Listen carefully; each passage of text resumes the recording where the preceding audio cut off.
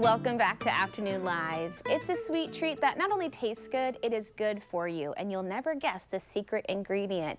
Here to share more, we welcome back plant-based chef educator Lauren Chandler. Great to see you. Great to see you, Hannah. This is a really fun recipe we have today. It's one of my favorites. Okay. You just sneak the lentils in everything. It's a lentil. Yeah, it's a lentil. We love a lentils, lentil. It's so versatile. So tell me the concept of what we're making. Okay, so I like to cook lentils and then dry them really well, so you drain them and then you put them out like this on a sheet tray on top of a folded towel. Perfect. And then you just put it on the counter and let them air dry, and you can like move it around a little bit to help to make sure they're all really dry.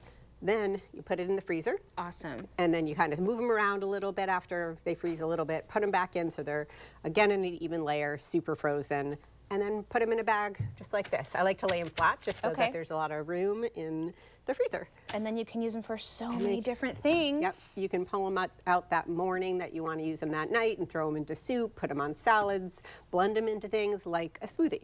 Let's do it. Yes. So I like to keep them frozen for the smoothies. It just adds body, and also I like it to be cold. Yeah. And so this is what you do is, take a little handful. I think the recipe for one has about a third cup of lentils. And you can use any lentil, but red lentils will not hold their shape as well. Okay. So I would recommend, if you were going to use red lentils, just don't freeze them. Oh, I see. And then maybe add a few ice cubes, and that will get it colder and make it nice and thick. And then do about 3/4 cup of whatever milky you like, whatever milky substance.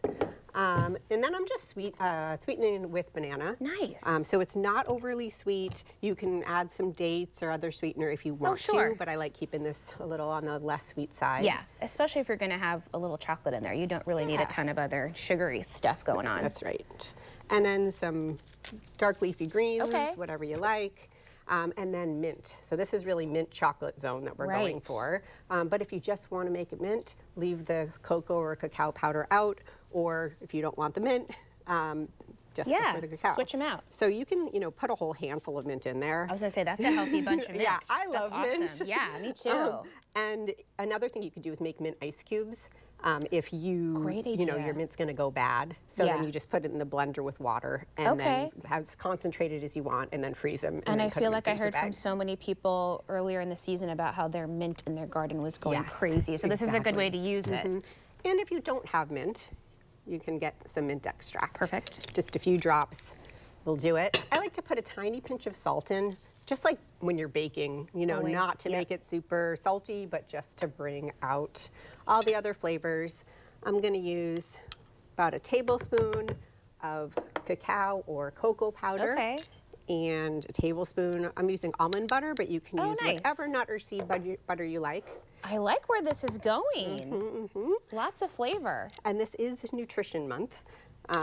And so I did want to mention the fiber and the protein in the lentils. In a 1/2 cup of cooked lentils, there's 9 grams of protein. Wow. And 7 to 8 grams of fiber. That's amazing. So, people are using protein powders and things like that, which is fine, but you do whatever you like. And here's protein straight from the ground, straight from the source. And it's always nice too when you can get the protein and fiber together, because we know we need both to balance each other out. We can't just go all protein and not have that fiber to back it up. That's and there's iron in here and other goodies. So good. It's such a superfood. It is. And you can put a little citrus in here if you wanted to absorb the iron more efficiently. Oh, nice. Okay. Yeah.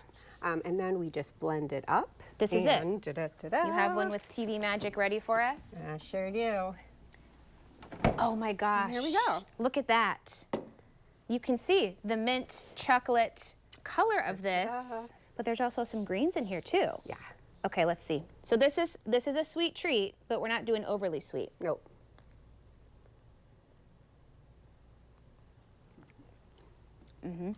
That's really refreshing. Yeah. We were talking about on a hot day, this would be nice. It would be. Yeah. Yeah. But we're in the green month. Yes. We're coming into Earth month too, and we've got lentils, which are also really good for the planet. So good. One of the most sustainable foods you can grow. That's true too. Yeah. You always teach us so much, Lauren. Thanks. Love being here with you. Thank you for sharing this. Sure thing. That is a great treat. Okay, we are going to have this recipe and more about Lauren on our website at katu.com. We'll be right back with more Afternoon Live right after this.